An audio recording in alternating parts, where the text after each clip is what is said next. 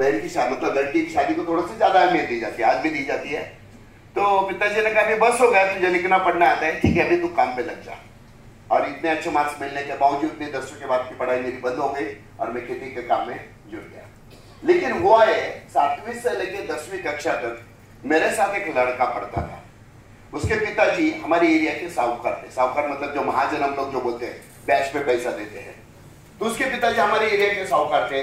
तो जैसे मेरे दोस्त को पता चला कि पैसे की वजह से मैंने पढ़ाई छोड़ दिया और मैंने खेती में काम शुरू किया, वो उसके पिताजी के पास गया और कहा मेरे साथ एक लड़का पढ़ता है, पैसे की वजह से उसका एजुकेशन रुक गया है, आप कुछ कर सकते हो क्या? उसके पिताजी आए, मेरे पिताजी से मिले, कहा आपके बच्चे को पढ़ने दीजिए, आज जो भी पैसा लगेगा आज मैं खर्चा कर देता हूँ, लेकिन जब आपका बच्चा पढ़ाई करने के बाद कहीं जॉब शुरू करेगा तो मुझे मेरा सारा पैसा ब्याज के साथ सूद के साथ वापिस लौटा देना। और इसी हिसाब से उनके पैसे पे मेरी अगली पूरी पढ़ाई हुई। मेरा मैकेनिकल इंजीनियरिंग कंप्लीट हुआ। मैकेनिकल इंजीनियरिंग करने के बाद पुणे में किर्लोस्कर न्यूमैटिक्स करके कंपनी, किर्लोस्कर का नाम आप लोगों ने सुना होगा, बहुत बड़ी इंडस्ट्री, बहुत बड़ी कंपनी है, लगभग आज उसे 123 साल पूरे हो चुके हैं। तो उस कंपनी में एज ए मतलब यहाँ पे सेक्शन मैनेजर करके काम करता था, रोबोटिक सेक्शन। रोबोटिक मतलब यंत्र मानव। ठीक है, आज भी हम लोग इजीली बाहर यंत्र मानव नहीं ले सकते। कई साल पुराने से तब से मैं इसके ऊपर प्रोग्रामिंग का काम करता था। मतलब क्या है, सब कुछ अच्छा था, पोस्ट अच्छा था, सब अच्छा चल रहा था, लेकिन प्रॉब्लम क्या था? प्रॉब्लम ये था जितनी सारी सैलरी आती थी उस सैलरी में से लगभग 60-70% सैलरी जो है उस साहूकार को चली जाती थी। आज जिसकी वजह से आज मैं आप लोगों के सामने खड़ा हूँ। और बचते थे 3-4 हजार रुपए, और 3-4 हजार रुपए में पुणे जैसे सिटी में गुजारा करना बहुत मुश्किल था। इसलिए सोच रहा था कुछ एक्स्ट्रा इनकम मिले तो अच्छी बात है। और ऐसे ही आपके जैसे ही एक दिन 25 मई 2001 को मैं भी चर्चा सुनने के लिए बैठा। चर्चा सुनने के बाद मैंने यहाँ पे एक बात देखी जो मुझे अच्छी लगी। सबसे पहली बात क्या है, तो खेती रिलेटेड प्रोडक्ट है। और खेती कब खत्म होगी? जब तक इंसान जिंदा है खेती को कोई दूसरा अल्टरनेटिव नहीं है। और इंसान कब खत्म होगा? चांस है ही नहीं। मतलब क्या है, तो यहाँ पे एक ऐसा पोटेंशियल है जो कई सालों तक हमारे साथ वो पोटेंशियल आने वाला है। सबसे पहले देखा कि यहाँ पे खेती के प्रोडक्ट है। दूसरी बात अच्छी क्या लगी कि ये बिजनेस ऐसा है मैं पार्ट टाइम भी कर सकता हूँ। मतलब मेरा जॉब करते करते पार्ट टाइम मेरे हिसाब से जब टाइम मिले मैं कर सकता हूँ।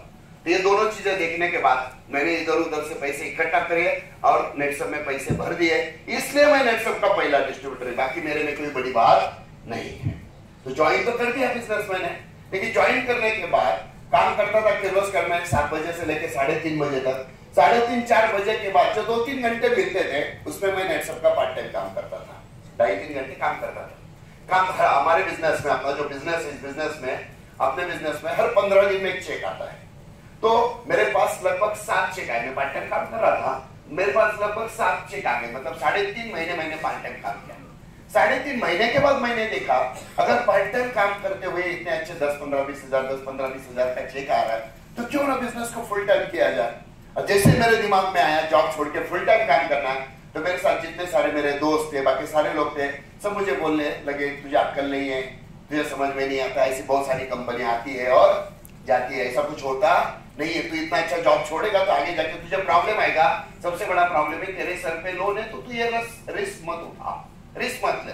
लेकिन मैंने यही देखा 3.5 महीने में पार्ट टाइम में अगर इतना अच्छा इनकम आ रहा है, अगर मैं फुल टाइम में कन्वर्ट होता हूँ तो यहाँ से तो इनकम मैं अच्छे तरीके से ले सकता हूँ। और उस दिन मैंने डिसीजन लिया, थोड़ा रिस्क उठाया। रिस्क मैं इसलिए बोल रहा हूँ क्योंकि उस वक्त जैसे मैंने कहा सर पे प्रॉब्लम भी थी, बहुत सारा लोन था और कंपनी कितने दिन चलेगी उसकी गारंटी भी नहीं थी। लेकिन मुझे एक बात पता थी, हाई रिस्क हाई गेन जो बोलते हैं, जब तक आदमी रिस्क नहीं उठाता है जिंदगी में बड़ा बनता नहीं है। तो मैंने डिसीजन लिया, जॉब छोड़ दिया। बहुत सारे दोस्त जो मेरे साथ थे थोड़े गुस्सा हो गए, यहाँ तक कि बीवी ने भी मेरे साथ बात करना होता है उस टाइम पे छोड़ दिया था, बीवी बात नहीं कर रही थी। लेकिन मुझे भरोसा था कि यहाँ से कुछ हो सकता है, अगर नहीं भी होता जॉब चेंज करेंगे, जॉब दूसरी जगह पे लेंगे।